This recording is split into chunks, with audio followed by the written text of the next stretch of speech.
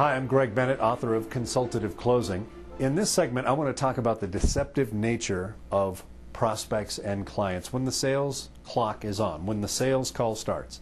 This is an area that I have to do a lot of work with salespeople of all experience levels in, because I think we just forget, or we don't want to think of people acting this way, or we perhaps don't believe that someone would lie to me.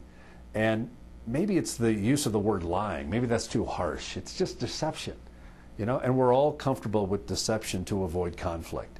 And what I have to constantly remind salespeople about is that when that sales clock is on and you are dealing with a client, their instinct is to use mass amounts of deception in order to avoid conflict. So maybe that conflict is they don't want to hurt your feelings.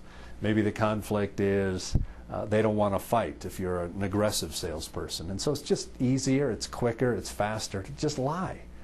And that lie can be very straightforward and absolute lie, or it could be subtle deception. When they say things like, I tell you what, why don't you do a proposal, I'll take a look at it, we're fairly interested. Now, that may or may not be true, but understand that they have no problem saying it, whether it's true or not. And in fact, of all the roles we play in life, I find that when I am a client in a sales scenario, I will use more flat-out deception than I would in any other role I play. I just don't lie that much as a father or husband or friend or business partner, any of that. But when I'm a client in a sales scenario, I have no problem with it. It's just part of what we do to avoid the situation, to avoid conflict. It's part of the game.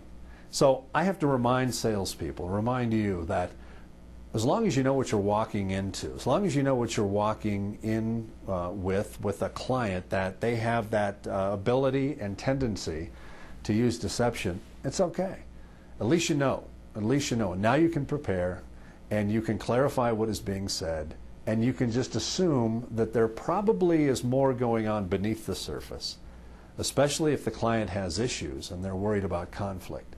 There's more going on beneath the surface, probably, and you need to dig for that. Don't stop at that surface answer. Usually, the situation is a bit worse than they're letting on. And that's a little bit about the deceptive nature of clients in the sales process.